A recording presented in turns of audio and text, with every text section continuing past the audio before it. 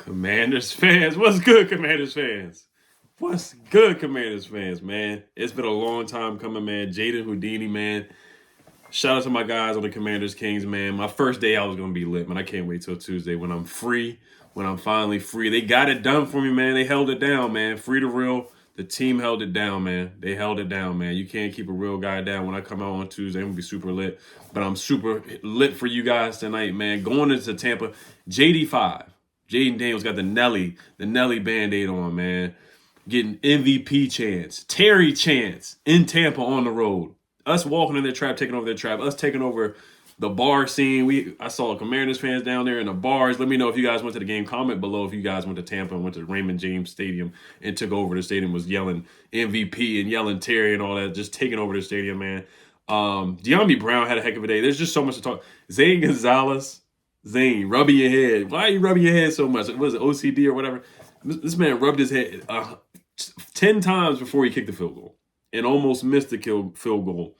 But I'll take it. It was a doink. It was a layup field goal. It was like a 37-yard field goal or something that he should make easily. Of course, he had to make it tough and make it dramatic. And, you know, if you have heart condition or heart problems, stay away from watching the Commanders because they will raise your blood pressure 110%. Zane Gonzalez just had to make it dramatic and doink the kick all for the goalpost, and then it went in. Thank goodness it went in. And even when we got in field goal position, I was just like, I can't really celebrate. I just can't celebrate yet because we saw Austin Seibert miss that extra point against the Cowboys. We've seen Zane Gonzalez miss kicks. So I couldn't celebrate until it finally went through the uprights, and that's clearly why. Jayden is a dog, man. For a rookie to go into Tampa against Todd Bowles, his blitz-happy self, sending pressure, getting Vita Vea tired, constantly, cooking Jamel Dean, going after Zay McCollum, getting the ball to Terry, getting the ball to De'Ami, getting the ball to Eckler. Eckler was huge down the stretch. Huge. He had a nice run for like 7 or 8 yards. Then he had a nice catch. Like, that's why getting Eck was so huge. And I don't want to rag on B-Rob, but he's just not that guy right now, man. And they got to get Chris Rodriguez active. Got to get him active, man. There's no reason for him to be inactive because, and I do want to talk about the fourth downs. I do want to talk about the fourth downs too. I'm all over the place, but I do want to talk about the fourth downs. The fourth down call by Dan Quinn, that was a big boy call. Shout out to Baker Mayfield. Shout out to him for fumbling, man. That was clutch by Baker. That was super clutch. And then that botch snap count or whatever happened on 3rd and 1. Where they could have easily got a yard and got the first down, that botch snap count, they gave the ball to Bucky Irvin, and he went backwards like 3 or 4 yards, and he was holding the ball out like this, like a basketball, like it was the All-Star game or something, NBA All-Star game, and we got the stop there. That was huge by the defense. The defense was getting gashed on that drive. They were, and I can't wait to go to Detroit, man. 8 Mile, I can't wait to take over 8 Mile. I can't wait to take over 8 Mile and go to Detroit. Saturday night at 8 o'clock, another night game. They know what they want to do with Jayden. They want to put him on prime time. They want to put him on a night game. They want to put him at 8 p.m. No more 1 p.m. games, guys, next year. We're going to get a couple. Everybody gets a 1 p.m. game, so you're going to get, like, out of a 17-game season, we'll probably get, like, 7 1 p.m. games.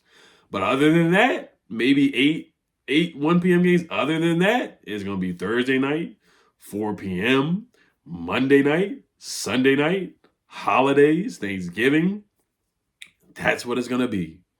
That's what it's going to be. With Houdini on the team, that's what it's going to be. Box office. And I want to see the ratings for this game, too, because I know we crashed the ratings on the last Sunday Night Football game that we had against the Falcons. But let's get back to the game here. So the fourth down call to to Terry, the 4th and 2 at Tampa Bay at the 5. And it was 17-13 at the time. And I was yelling at Dan. I was like, bro, just take the points. Because we already missed the 4th down before. This was our worst 4th down game. And even so, and Jayden had a huge 4th down. He had a huge 4th down conversion on that run where it looked like they were going to stop him behind the line. But he's Houdini. He's too fast. He's too quick. He's elusive. He turned that corner. He bent that corner. Whoa. Shout out to LiAngelo. And got that first down. We were 3 for 5 on 4th downs, which is not bad. But for us, we're usually 3 for 3. We're usually 2 for 2. We're usually 3 for 4 on 4th down. So to miss 2 4th downs, it felt like we missed more than just 2 4th downs. But we're so spoiled in seeing us convert on 4th downs, it felt like we missed a bunch of 4th downs. So we were 3 for 5, which is actually not bad. We were 8 for 15 on 3rd downs. The Buccaneers were 5 for 9. And I'll get Marshawn out the way too, man. I'll get Marshawn out the way. He did not play well. The pass interference, it was a pass interference. It was a pass interference. The one in the end zone, that was a pass interference. And then he got beat for the touchdown. He got beat on a 3rd and 4. He got beat on a 3rd and 6. He got beat a couple times, pretty convincingly. At least 2 times he was convincingly beat. And then there was one time he got beat and then he missed a tackle. So he was looking real Ben St. Juice-y. Ben St. Juice actually, like, he made a play one time on Mike Evans. It was him and Jeremy Chin on the sideline, like, way in the beginning of the game. And they made a nice stop on Mike Evans. There was times where they took Marshawn Lattimore out of the game. Like, you can't just play off of names. And that's why I have to accommodate or appreciate what Joe Witt Jr. did. You know, it's not like we just shut them down through the air, but still, like, you can't play favorites just because Marshawn's a name. Like, if somebody's not playing well, you got to take them out of the game. It is what it is. And tonight just wasn't his night. Maybe he has a better night against Amon-Ra St. Brown or Jamison Williams next week or Tim Patrick, like one of those guys. Maybe next week he has a better week. Just this week was not his week. And yes, he did try to start a fight or whatever, get physical with Mike, but it just wasn't that day. It wasn't that day where one of the guys was going to get ejected. I just feel like the refs weren't going to let that happen anyway. They sent out like a memo before this week, with like sportsmanship and stuff like that. I felt like they just weren't going to let that happen, like when it happened with the Saints and the Buccaneers. But Marshawn didn't look good tonight. So we'll move on to the positives here. We'll move on to the recap here and just look at my notes real quick. But Jayden Houdini, man, for a rookie quarterback to come in on the road in Tampa and take over that stadium like that, hitting Terry against their blitz, against their super aggressive defense. What's the other guy's name? Clancy. Like, he's a good pass rusher, defensive lineman. He was getting in the backfield. Multiple Yaya Diaby, Kalijah Cansey, Vita Vea. Like, they got some dogs on defense. Like, this is not a slouch defense that he was doing this to. Like, this is a legitimate defense that he did it to. And De'Ami Brown, man, make another documentary, De'Ami. Go ahead and make a documentary. Just make the documentary on this game only. Just show when you woke up this morning, when you took the bus and everything. Just do a 30 for 30 on this game. That's all I need from De'Ami. Go ahead and do that, and I'm fine. And I'll watch the documentary from start to finish. I'll hit the like button and all that, and I'll watch the whole documentary, De'Ami. Five catches, 89 yards, 1 touchdown, a huge touchdown catch, 30-yard catch, a screen pass that he caught and scampered up the field. He's awesome at screen catches. He's so good at that. You got to bring him back. Whether it's a 1-year deal, 2-year deal, you got to bring him back. Terry McLaurin, he did what he does all the time. 7 catches, 89 yards, 1 touchdown. Zay McCollum couldn't check him. Jamel Dean couldn't check him. None of those guys could check Terry. Give him the football. That's what you got to do. Make it simple. Make it easy. Give him the football. And Cliff, what I will say, Cliff called a good game. I do like the quarterback sneak with Marcus Mariota the first time. I think the second time was a little bit of overkill, and they called a timeout and killed the play anyway. I thought the second time was a little too much. Like, they knew it was going to happen, so there's no point of him doing it. I do like, there was one like little like motion play, and they hit Zacchaeus, and he scampered up the field for about 8 or 9 yards. I thought Cliff did a good job. Like, he tried to run the ball. Like, he didn't give up on a run. I thought he should have did a couple more outside runs. But B-Rob is B-Rob, like 10 carries for 16 yards. You know, he's cooked, man. He's burnt out. I love B-Rob. But he's cooked. He's cooked, man. He is. Put Rodriguez in there. Give the carries to Eckler and McNichols. Like, the tough carries, give them to McNichols. And then the outside runs, give them to Eckler. B-Rob, like, sprinkle him in a little bit, but, like, he should not be the lead back at all. Like, he shouldn't be the lead back. He should not be the lead back. It is what it is on that. Zach Ertz had a really nice catch, too, on a 4th down. He had a big 4th down catch. No yak, Zach. He didn't get any yak on it, but it doesn't matter. As long as you move the chains and convert, that's all that matters. B-Rob in a pass game was decent. He had a 13-yard catch, 4 catches for 22 yards. Alameda had a nice catch for a 1st down, too, to set up the 1st down, I believe. To set up the touchdown.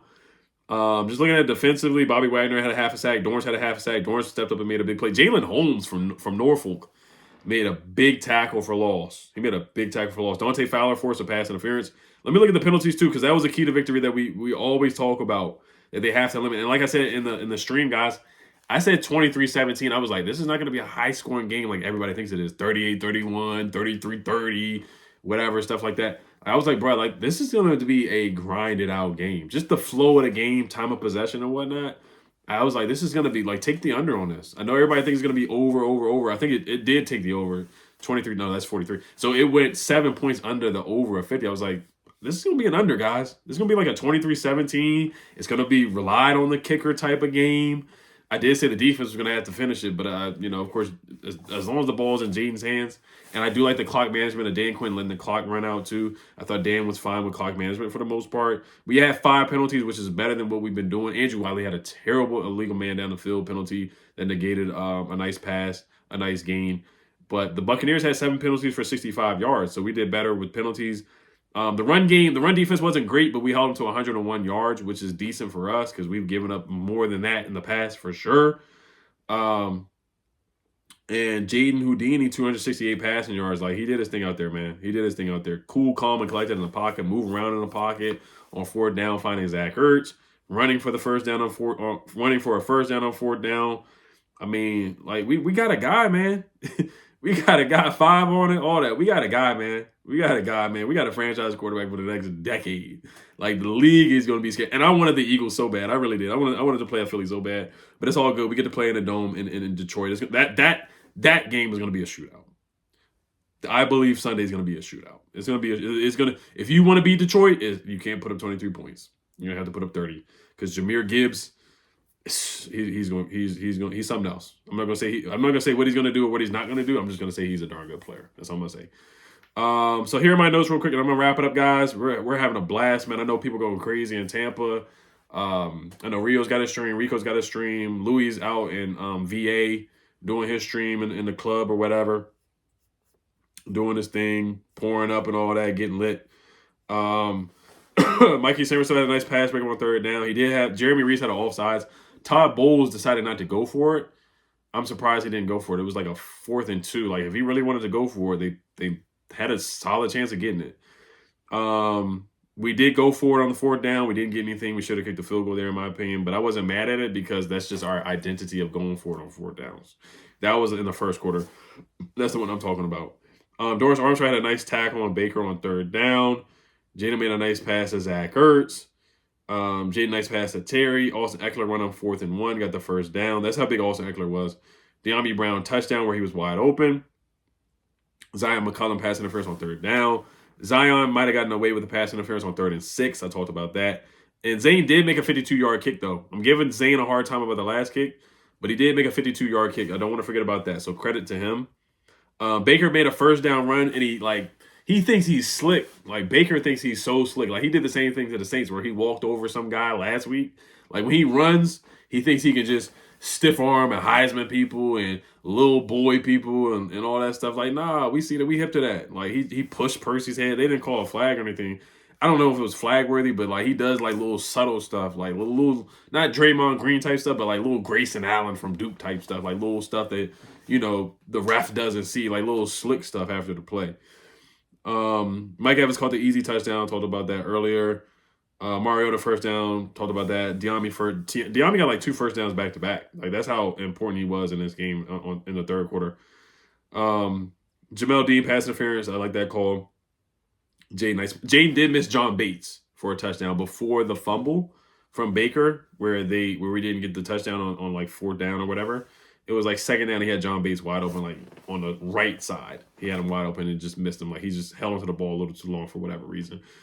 B-Rob got stuffed, of course, on that drive. That's where we didn't get the touchdown on 4th down. Levante David got away with a pass interference on Zach Ertz. Like, he hugged him and didn't let go. And it wasn't Al Michaels, but it was the referee that they called him from New York or whoever. He said that was a pass interference. And I think the football gods stepped in, and Baker fumbled the ball on the next play, or the next 2 or 3 plays. We had a big 2nd and 1 stop, and then I stopped my notes really like when they had the botch snap, and we got the stop on 3rd and 1. That was like when I really stopped it. Austin Eckler's a huge play on a minute 40 left in the game, a 20-plus yard like run or catch or whatever he did. I'm so happy Eckler is back. We got him under contract next year too. Like, that's the crazy thing. Like, people are like, oh, he might retire, but no, like he came back, man. He came back, and that was huge. That was huge. I'm looking at the play-by-play, and then I'm gonna wrap it up for you guys. I know it's a work night for a lot of people. Austin Eckler, pass short to Austin Eckler for 18 yards down to the 27. That was huge. That was on 2nd and 10. Austin Eckler up the middle on 1st and 10. to Tampa Bay 27 that really got us in a good field goal range there. And then Jayden Daniels right to Tampa Bay on 3rd and 2 for 4 yards. And we got to Tampa's 15, and then the rest is history right there. The rest is history. Zane knocked it down. He doinked it. It will be always known as the doink. The Tampa doink. The Tampa Bay doink kick. And Jayden getting MVP Chants, Terry getting Terry Chants, and us taking over their house as a fan base. So, all right, you guys enjoy the win, man. First playoff win since 2005, which is insane.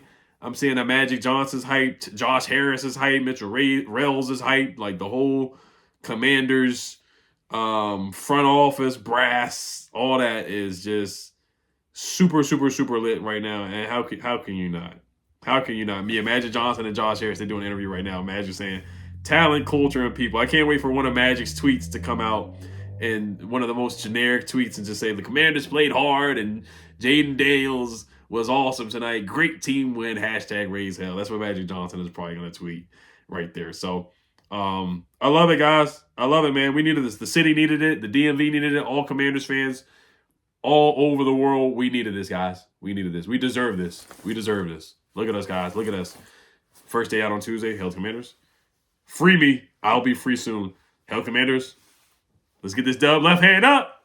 Peace.